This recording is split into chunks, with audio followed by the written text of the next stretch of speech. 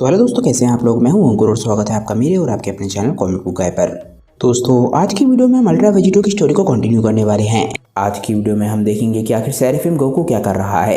Ultra Vegito की बहुत ही कमाल की स्टोरी को लिखा है कॉल मी अर्थ ने, और उनसे जुड़े लिंक मैंने नीचे डिस्क्रिप्शन में दे दिए हैं, तो जाइए और उन्हें अपना पूरा सपोर्ट दिखाइए। दोस्तों, आज की वीडियो शुरू करने से पहले आप सभी से एक छोटी सी रिक्वेस्ट, अगर आपको आज की वीडियो अच्छी लगे तो वीडियो को लाइक करना बिल्कुल मत भूलिएगा और वीडियो को अपने दोस्तों के साथ शेयर भी जरूर कीजिएगा। जिन लोगों ने अब तक चैनल को सब्सक्राइब नहीं किया है वो चैनल को सब्सक्राइब कर ले, ताकि उन्हें सारी की सारी वीडियोस टाइम टू टाइम मिलती रहें। तो चलिए दोस्तों, बिना देरी करे अपने वीडियो पर आते हैं। धरती पर हम कोरियन टावर को देखते हैं। हम देखते हैं कि डीमंस के मारे जाने के बाद कोरियन टावर पर बिल्कुल शांति होती है। इसके बाद हम कोरियन के साथ गोकू को देखते हैं और गोकू के हाथ में एक सेंसु बीन का बैग होता है। गोकू के चेहरे पे बहुत बड़ी स्माइल होती है क्योंकि वो अपने पुराने दोस्त को बहुत लंबे समय बाद देख रहा है। गोकू बोलता है, thank you so much Korean, मुझे पता था कि मैं तुम पे हमेशा ही रिलाई कर सकता हूँ। सच में ये सेंसु बीन्स बहुत ज़्यादा काम आने वाले हैं। मुझे लगता है कि हमारे आगे काफ़ी सारी टफ बैटल्स होने वाली हैं। मैं इस बात का ध्यान रखूंगा कि सभी को उनके हिस्से के सेंसु बीन्स मिल जाएं। कोरियन से बात करते करते गोकू एकदम से याजिरोबी की तरफ देखने लग जाता है। याजिरोबी नोटिस करता है कि गोकू उसकी तरफ देख रहा है। याजिरोबी बोलता है कि अब ये इंसान मेरी तरफ क्यों देख रहा है। गोकू के चेहरे पे एक बहुत ज़्यादा शैतानी भरा लुक होता है। गोकू बोलता है, याजिरोबी, धरती इस वक्त बहुत बड़े खतरे में है।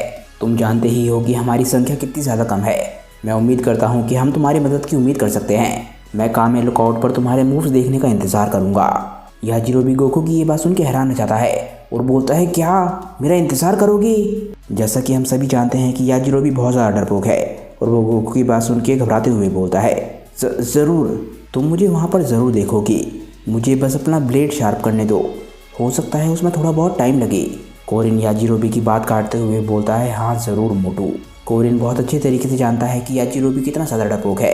कोरियन बोलता है कि इसका ब्लेड सिर्फ इसके खाने को काटने के काम आता है, पर वो इन डीमंस को काटने के काम नहीं आएगा। मैंने सही कहा ना। इसका इंतज़ार मत करना गोकू, अगर बहुत ज़्यादा ज़रूरत पड़ी तो मैं विश्वास दिलाता हूँ कि मैं इसे इसका काम करने पर मजबूर करूँगा।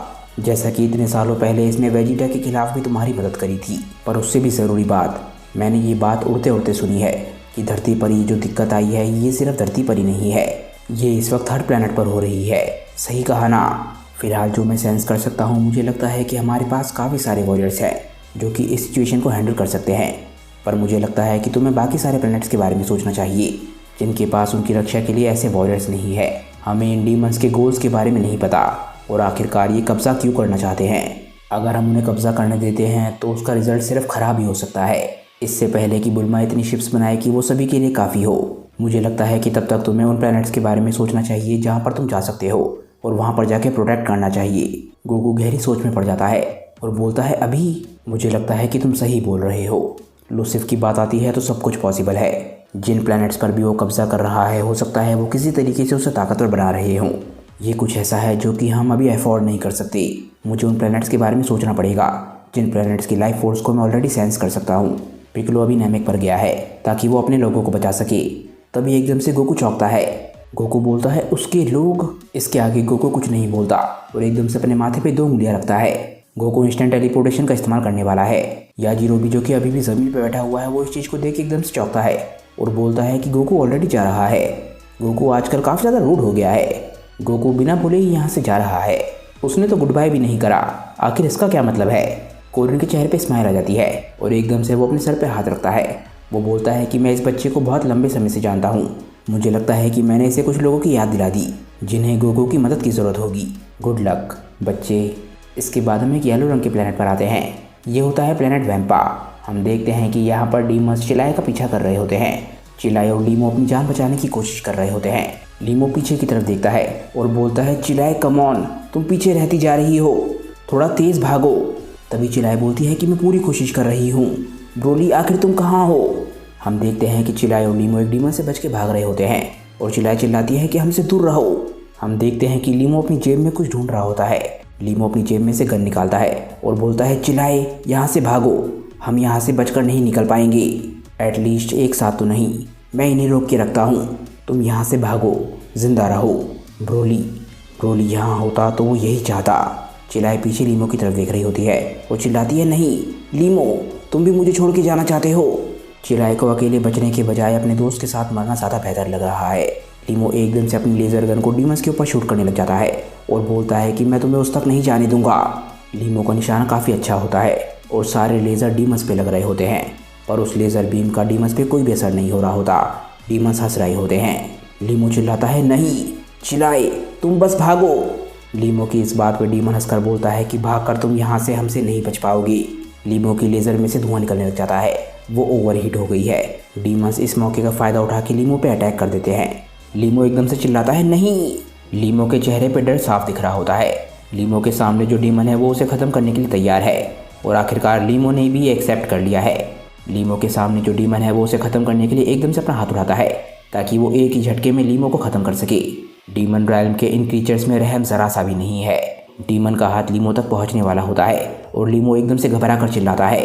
लीमो अपनी किस्मत के फैसले को एक्सेप्ट कर चुका है और एकदम से ही वो अपनी आंखों को बंद कर लेता है। उसके चेहरे पर डर से पसीना आ रखा होता है। लीमो खुद से बोलता है, लगता है मेरा सफ़र यहीं तक था। जब तुमने मुझे ट्रेनिंग के लिए बोला था, लगता है मुझे उस ऑफ़र को एक्सेप्ट कर लेना चाहिए था। सही कहा ना ब्रोली, तब शायद मैं इतना ज़्यादा कमज़ोर ना होता। पर जैसे ही ये सब कुछ हो रहा होता है, हम देखते हैं कि एनर्जी का एक बहुत ही बड़ा एक्सप्लोजन होता है और ये एक्सप्लोजन लीमो और डीमन के बीच में हुआ होता है। चिराई भी पीछे देखती है और हैरान रह जाती है। हम देखकर समझ सकते हैं कि ये एक बहुत ज़्यादा फैमिलियर सयन है। लीमो एकदम से कुछ समझ नहीं पाता। वो बोलता है, ब्रोली। लीमो को लगता है कि ब्रोली उन्हें बचाने आ गया, पर चिराई इस शख्स को पहचान जाती है। वो बोलती है, नहीं, ये तो कैकारोट है। हम गोकू को पीछे से देखते हैं और ये बात क्लियर है कि गोकू ही है जो कि चिराई और लीमो को बचाने आया है। और यही नहीं, सिर्फ गोकू की एंजेलिक प्रेजेंस की वजह से हम देखते हैं कि आसपास के सारे डीमंस ऐश में बदल जाते हैं। गोकू पीछे मुड़ के देखता है। हम देखते हैं कि उसकी आंखें सेरेफिम फॉर्म में हैं और इससे ये बात क्लियर है कि गोकू की स्माइट एनर्जी की वजह से ही वो डीमंस मारे गए हैं। गोकू बोलता है, मैं ब्रोली नहीं हूँ और मैं खुश हूँ कि तुम्हें मेरा नाम याद है, पर तुम सोच सकते हो कि उसी की जगह पर मैं यहाँ पर तुम्हें बचाने आया हूँ। मैं जानता हूँ कि यहाँ पर वो अगर हो सकता तो वो ज़रूर होता।